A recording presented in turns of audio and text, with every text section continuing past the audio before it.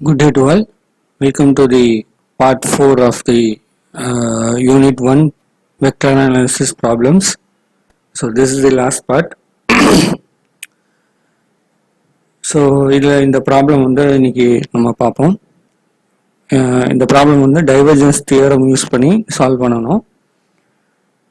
A vector field D vector is equal to 5r square divided by 4 IR cap is given in the spherical coordinates. Evaluate the volume enclosed between r is equal to 1 and r is equal to 2 using divergence theorem கொடுத்திருக்காங்க. நார்மலா divergence தியரமோ இல்ல Stokes தியரமோ ரெண்டு தியரத்துலயும் நமக்கு நார்மலா இந்த மாதிரி volume enclose பண்ணதா volume value கண்டுபிடிக்க சொல்லி கேட்கலாம். இல்லைன்னா ஏதாவது ஒரு பர்டிகுலர் வெக்டரை கொடுத்துட்டு அந்த வெக்டர் டைவர்ஜென்ஸ் தியரமா ப்ரூஃப் பண்ணுதா அப்படின்னு சொல்லி கேட்கலாம். அதே மாதிரி ஸ்டோக்ஸ் தியரமுக்கு கேட்கலாம். ஸோ எப்படி கேட்டாலும் எப்படி ஆன்சர் பண்றது அப்படின்றது தான் இந்த ப்ராப்ளத்துல நம்ம பார்க்க போறோம். அதாவது இந்த ப்ராப்ளத்தை பொறுத்த வரைக்கும் இல்லை ஒரு ஆஃப் மட்டும் போதும் நமக்கு. ஆக்சுவலா இந்த ப்ராப்ளத்தை நம்ம ஏன் எடுத்திருக்கோம் அப்படின்னா இதுல இருக்கிற ஆஃப் மட்டும்தான் இந்த ப்ராப்ளத்துக்குரிய சொல்யூஷன். இன்னொரு ஆஃப் இந்த ப்ராப்ளத்துக்கு சொல்யூஷனா கொடுக்கலாம், தப்பு கிடையாது. ஆனா அந்த of it can be used for the problems where it has been asked to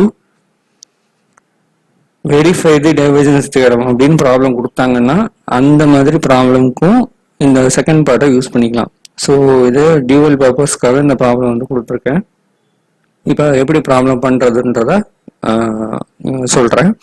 divergence தியரமோட ஈக்குவேஷன் இதுதான். So surface integral of D dot DS is equal to volume integral of del dot D DV. So இதுதான் உங்களோட divergence தியரமோட equation. இப்போ இந்த ஈக்குவேஷன்ல இருந்து தான் நீங்க ரெண்டு சைடும் you have to find out. So இதுல நமக்கு ப்ராப்ளம் பொறுத்த வரைக்கும் volume enclosed between r is equal to 1 r is equal to 2ன்னு கேட்டிருக்கிறதுனால ஏதாவது ஒன்று கண்டுபிடிச்சா போதும். ஸோ இப்போ ஃபர்ஸ்ட் இந்த டைவர்ஜென்ஸ் சைடை கண்டுபிடிக்கலாம். So divergence of D vector ஏற்கனவே லாஸ்ட் வீடியோவில் இது எப்படி மெமரைஸ் பண்றதுன்னு நான் சொல்லி கொடுத்துருந்தேன். Same thing d r doe by doe r d r doe by doe theta d theta doe by doe phi d ஃபைன்னு போட்டுட்டு ஸ்பெரிக்கல் கோஆர்டினேட் சிஸ்டம் பொறுத்த வரைக்கும் r square r sine theta r இந்த மூணு sorry r sine theta r square இந்த மூணு நம்ம இது பண்ணணும்னு சொல்லிடணும். ஸோ அதன்படி 1 by ஆர் ஸ்கொயர் டிஆர் இந்த டிஆருக்கு முன்னாடி ஆர் ஸ்கொயர் சேர்த்துட்டு 1 by ஆர் ஸ்கொயர்னு போடணும். ஏன்னா நம்ம இங்க ஆர் ஸ்கொயரை நார்மலா டெல் ஆப்ரேட்டர்ல ஆர் ஸ்கொயர் இருக்காது. ஸோ அதனால இங்க ஆர் ஸ்கொயர் போட்டுக்கிறோம். அடுத்தது பார்த்தீங்கன்னா டி தீட்டா அப்புறம் சைன் தீட்டான்னு போட்டுட்டு 1 by ஆர் சைன் தீட்டான்னு போடுவோம். டெல் ஆப்ரேட்டரை பொறுத்த வரைக்கும் இங்க சைன் தீட்டாவும் இருக்காது, இங்கேயும் சைன் தீட்டா இருக்காது. ஸோ 1 by ஆர்னு மட்டும்தான் இருக்கும் டெல் ஆப்ரேட்டர்ல. டைவர்ஜென்ஸை பொறுத்த வரைக்கும் 1 by ஆர் சைன் தீட்டான்னு போட்டுட்டு இங்க சைன் தீட்டான்றதை இன்க்ளூட் பண்ணிக்கோங்க. அப்புறம் இங்க 1 by ஆர் சைன் தீட்டான்னு இருக்கும். ஸோ அதனால doe d phi divided by doe ஃபைன்னு போட்டுக்கலாம். இப்போ நமக்கு கொடுத்துருக்கிற பர்டிகுலர் வெக்டரை பொறுத்த வரைக்கும் இட் இஸ் இந்த ஆர் யூனிட் வெக்டர் மட்டும்தான் இருக்கு. ஸோ அதனால நமக்கு இந்த பர்டிகுலர் டேர்ம் மட்டும்தான் வரும். இந்த ரெண்டு டேர்மும் நல்லிஃபை ஆகிடும். ஏன்னா டி தீட்டாவும் கிடையாது, டி ஃபையும் நமக்கு கிடையாது. ஸோ அதனால இந்த ரெண்டு டேர்மும் நல்லிஃபை ஆகிடும். So 1 by R square doe by doe R of R square இந்த டிஆரோட வேல்யூ தான் இந்த 5r ஸ்கொயர் பை 4ன்றது. ஸோ அதாவது இங்க போட்டுக்கிறோம். மல்டிப்ளை பண்ணா 5r பவர் 4 டிவைடட் பை 4ன்னு வரும். ஸோ இதை டிஃபரன்ஷியேட் பண்ணுங்க. டிஃபரன்ஷியேட் பண்ணா r பவர் 4 டிஃபரன்ஷியேட் பண்ணா 4 into r பவர் 3ன்னு வரும். So 4 into r power 3 into 5 by 4 into 1 by r ஸ்கொயர்னு போட்டா இதை சிம்பிளிஃபை பண்ணோம்னா நமக்கு 5rன்னு வரும் ஆன்சர். இப்போ இந்த 5rன்றது நமக்கு டெல் டாட் டியோட ஆன்சர். நமக்கு ஆக்சுவலாக என்ன கண்டுபிடிக்கணும், டெல் டாட் டி இன்டூ டிவியோட ஆன்சர் கண்டுபிடிக்கணும். ஸோ டெல் டாட் டியோட வேல்யூ 5r இன்டூ இது டிவி ஆக்சுவலாக ஸ்பெரிக்கல் கோஆர்டினேட் சிஸ்டம். ஸோ அதனால r square sine theta d theta d phi டிஆர்ன்றதை இங்க இது பண்ணிக்கிறோம். இப்போ நமக்கு கொடுத்துருக்க இந்த லிமிட்ஸை பொறுத்த வரைக்கும் நமக்கு ஆரோட லிமிட் மட்டும் தான் கொடுத்துருக்காங்க. டி தீட்டாக்கும் கொடுக்கல, டி ஃபைக்கும் கொடுக்கல. ஸோ என்ன பண்ணணும் அப்படின்னா இதுக்கு டிபிக்கல் லிமிட் வேல்யூஸ் வந்து நம்ம எடுத்துக்கணும். ஸோ டிபிக்கல் லிமிட் வேல்யூஸ்னா தீட்டாவை பொறுத்த வரைக்கும் 0 to π, ஃபையை பொறுத்த வரைக்கும் 0 to 2πன்னு எடுத்துக்கணும். இது ஏற்கனவே நம்ம லெக்சர்ஸ்ல பார்த்துருக்கோம். ஸோ அதே இதுதான் இங்கேயும் யூஸ் பண்ண போகிறோம். ஸோ ஃபர்ஸ்ட் டி தீட்டா வருது, ஸோ 0 to πன்னு எடுத்திருக்கோம். d5 வருது 0 to 2πன்னு எடுத்திருக்கோம். drன்னு வருது 1 to 2ன்னு எடுத்திருக்கோம். ஏன்னா நமக்கு ப்ராப்ளம்ல r is equal to 1 to 2 தான் கொடுத்துருக்காங்க. ஸோ அதனால 1 to 2ன்னு எடுத்துக்கிறோம். இப்போ இன்டகிரேட் பண்ணுங்க. ஸோ 5r³ சைன் தீட்டா, ஏன்னா ஃபர்ஸ்ட் தீட்டா தான் இருக்கு. ஸோ சைன் தீட்டாவை இன்டகிரேட் பண்ணால் மைனஸ் காஸ் தீட்டா 0 to இது π, 2π கிடையாது. ஸோ இதில் நம்ம தப்பாக எழுதியிருக்கோம். அது π கிடையாது, அது வந்து 2π கிடையாது. It is just a π. Okay, so right. இப்போ இன்டகிரேட் பண்ணியாச்சு. ஸோ லிமிட் அப்ளை பண்ணுறோம். ஸோ இந்த மைனஸத்துக்கு வெளியில் கொண்டு வந்துருங்க. cos 5 is -1, cos 0 is 1. So -1 to d5 drன்னு வரும். இங்கே -2ன்னு ஆன்சர் வரும். ஸோ அதை மல்டிப்ளை பண்ணோன்னா +10 r³ d5 drன்னு வரும். இப்போ எகைன் நம்ம வந்து d5 வச்சு டிஃபரன்ஷியேட் பண்ண போகிறோம். d5 5ன்ற டேர்ம் இங்கே கிடையாது.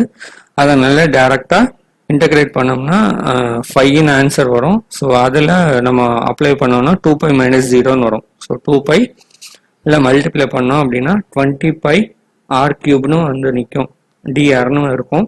ஸோ dr வச்சு நம்ம இன்டகிரேட் பண்ணும்போது r⁴ divided by 4. Integration limits வந்து 1 to 2 நமக்கு தெரியும். இப்போ இந்த வேல்யூஸை வந்து இங்கே அப்ளை பண்ணுறோம். So 2⁴ is 16, 1⁴ is 1. ஸோ 16 - 1ன்னு வரும். இதை வச்சு நம்ம சிம்பிளிஃபை பண்ணோம்னா 75πன்னு வரும். இப்போ இதில் வந்து இந்த போர்ஷன் வந்து தப்பாக நம்ம நோட்ஸில் வந்து கொடுத்துருக்கோம் ஆக்சுவலாக. ஸோ அதனால் இதை வந்து நம்ம பின்னாடி இதோட கரெக்டான இதை வந்துட்டு கொடுத்துருக்கோம்.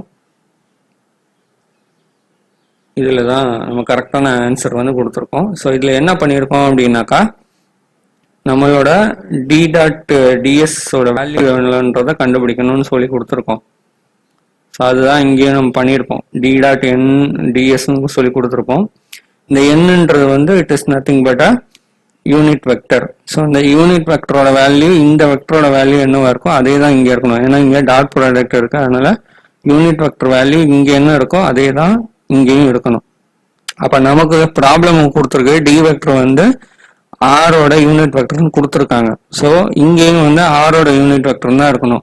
நமக்கு ஏற்கனவே தெரியும் நம்மளோட யூனிட் வெக்டர் சர்ஃபேஸ் யூனிட் வெக்டர்ஸை பொறுத்த வரைக்கும் ஆரோட யூனிட் வெக்டர் இருந்தது அப்படின்னா நமக்கு டிஃபரன்ஷியல் டேர்ம்ஸ் வந்து தீட்டா அண்ட் ஃபைன்னு வரணும். இது ஏற்கனவே நமக்கு நல்லா தெரியும்.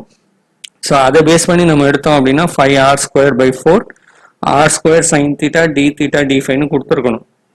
ஆனால் இதுதான் கரெக்டான மெத்தடு. ஆனால் புக்கில் வந்து என்ன கொடுத்துருக்காங்க அப்படின்னா இது புக்கில் இருந்து பார்த்து எழுதுனது. ஸோ புக்கில் என்ன கொடுத்துருக்காங்க அப்படின்னா இந்த மாதிரி கொடுத்துருக்காங்க.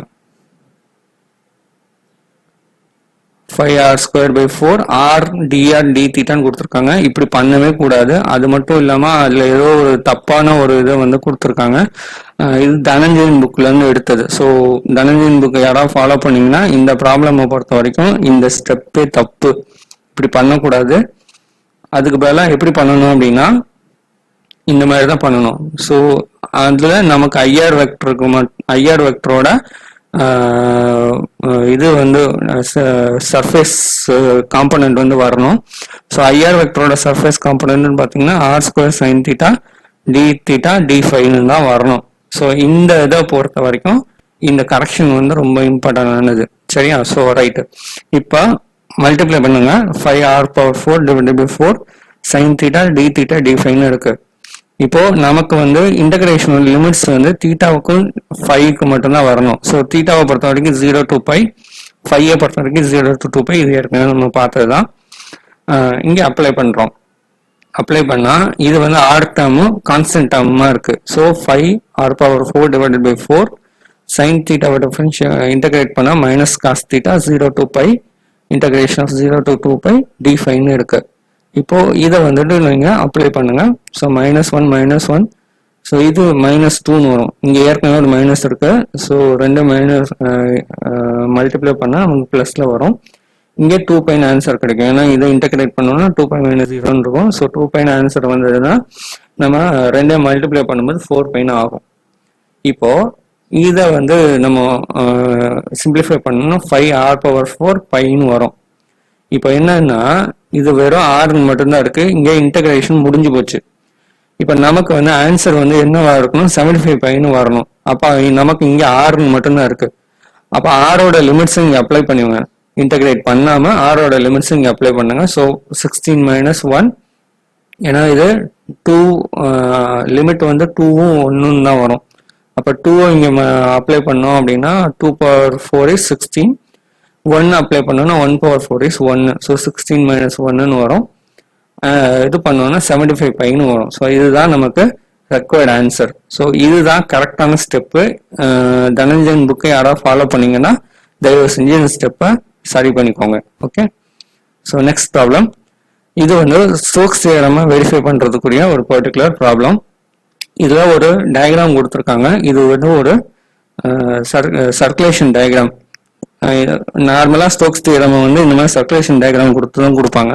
சில நேரங்களில் டயக்ராம் கொடுக்கலாம், சில நேரங்களில் டயக்ராம் கொடுக்காம இருக்கலாம். டயக்ராம் கொடுத்துருந்தாங்க, டயக்ராமில் எப்படி கொடுத்துருக்காங்க அதுக்கு தகுந்த மாதிரி தான் நம்ம என்ன பண்ணணும், ஆன்சர் வந்து பண்ண வேண்டியிருக்கும். ஓகேவா? ஸோ அதை இப்போ கவனிச்சுக்கோங்க. இப்போ நமக்கு ஒரு வெக்டர் கொடுத்துருக்காங்க. இது சிலிண்ட்ரிக்கல் கோஆர்டினேட் சிஸ்டம்ல இருக்கு. இதை ஸ்டோக்ஸ் தியரம் வச்சு வெரிஃபை பண்ணணும்னு சொல்லி கொடுத்துருக்காங்க. இந்த டயக்ராமும் கொடுத்துருக்காங்க.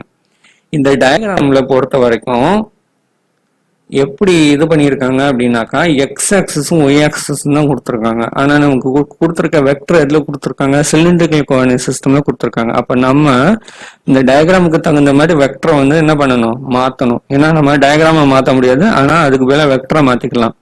அப்போ வெக்டரை வந்து நம்ம சிலிண்ட்ரிக்கல் கோஆர்டினேட் சிஸ்டம்ல இருக்க வெக்டரை நாம கார்ட்டீசியன் கோஆர்டினேட் சிஸ்டமும் மாற்றணும். ஸோ எப்படி மாற்றுறது, இப்போ நமக்கு கொடுத்துருக்க vector 2ρ cos phi i ρ pi plus ρ into i phi கேப்னு கொடுத்துருக்காங்க. இப்போ இதுதான் நமக்கு கொடுத்துருக்கிற பர்டிகுலர் வெக்டர். இது சிலிண்ட்ரிக்கல் கோஆர்டினேட் சிஸ்டம்ல இருக்கு. இதை நம்ம என்னவா மாத்துறோம், கார்ட்டீசியன் கோஆர்டினேட் சிஸ்டமா மாத்துறோம். ஸோ இதுல a ρன்றது இந்த டேர்மு, 2ρ cos phi, a phiன்றது வந்து இந்த டேர்மு. ஸோ ρ மட்டும் வரும். இப்போ நார்மலாக நம்மளை பொறுத்த வரைக்கும் சிலிண்ட்ரிக்கல் கோஆர்டினேட் சிஸ்டம் ரோன்னா அதை கார்ட்டீசியனுக்கு மாற்றணும்னா √(x² + y²ன்னு போடுவோம். ஃபையை வந்து நம்ம எக்ஸ் ஒய்யா மாற்றணும் அப்படின்னா tan inverse of y/xன்னு மாற்றுவோம். So x is equal to ρ into cos phi, y is equal to ρ into sin phi. So இந்த 4 ஃபார்முலாவும் நமக்கு தெரியும். இதை வச்சுக்கிட்டு தான் நம்ம என்ன பண்ண போறோம்னா நம்மளோட மேட்ரிக்ஸ் ஃபார்மேட்ல இருந்து அதை கன்வெர்ட் பண்ண போறோம். So ax vector, ay vector, az vector தான் நமக்கு வேணும். அப்போ இந்த கோஎஃபிஷியன்ஸை கண்டுபிடிக்கணும்னா நம்ம இந்த பர்டிகுலர் வெக்டரா மேட்ரிக்ஸை வந்து யூஸ் பண்ணணும். So cos phi - sin phi 0, sin phi cos phi 0, 0, 0, 1. இந்த பர்டிகுலர் மேட்ரிக்ஸை வச்சு தான் நம்ம வந்து இது பண்ணணும். ஸோ இதில் a ரோவோட வேல்யூவும் தெரியும், a phiயோட வேல்யூவும் தெரியும். az ஓட வேல்யூ 0. ஸோ அதனால அதை மட்டும் 0ன்னு போட்டுட்டு மற்ற டேர்ம்ஸை சப்ஸ்டிடியூட் பண்ணுறோம். மேட்ரிக்ஸ் மல்டிப்ளிகேஷன் பண்ணுறோம். ஸோ பண்ணுனா ax is equal to 2ρ cos² phi. ஏன்னா இங்கே cos phi இருக்கு, இங்கேயும் cos phi இருக்கு. ஸோ cos² phiன்னு வரும். Minus ρ into sin phi. இந்த ரெண்டு 0ன்றனால அந்த டேர்ம் வராது.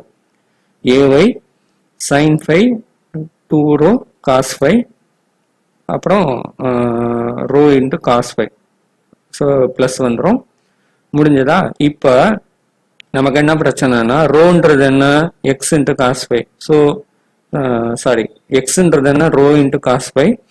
ஸோ ரோக்கு பதிலாக x/cos⁵ எழுதிடுறேன். ஸோ x/cos⁵ போட்டால் cos²5ல ஒரு காசு வந்து அடிபட்டுரும். ஸோ cos⁵ மட்டும்தான் இருக்கும்.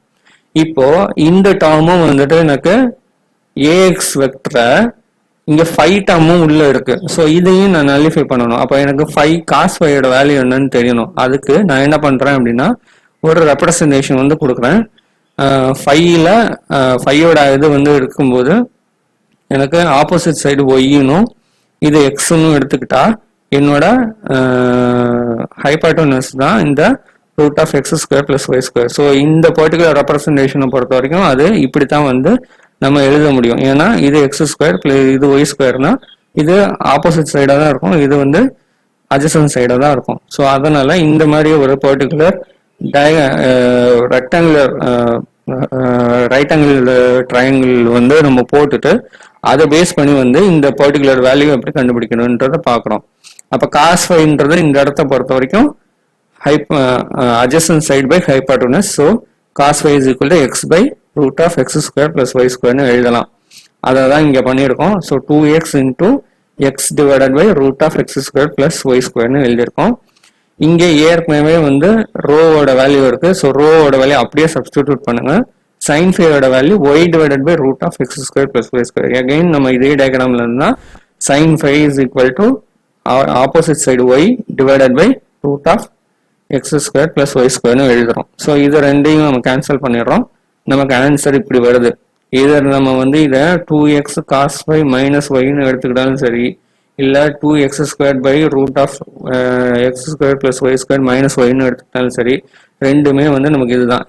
இதை ஏன் வந்துட்டு சார் இதுல வந்து இந்த பர்டிகுலர் இதுதானே எக்ஸ் ஒய்ன்னு இருக்கு, இதுல காஸ் ஒய் வருதுல, அப்ப ஏன் இதை எடுக்கணும் அப்படின்னா சில நேரங்களில் கம்ப்யூட்டேஷன் பர்பஸ்க்காக இப்படி எடுத்துக்கலாம். அதில் தப்பு கிடையாது. பார்க்கலாம் எப்படி பண்ணி இருக்குன்றத பார்க்கலாம்.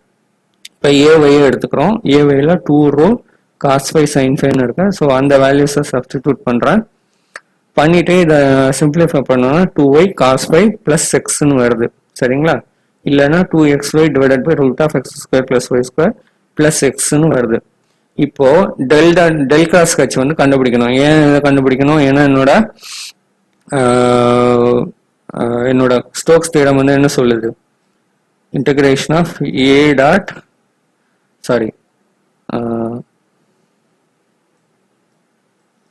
டெல் கிராஸ் ஏ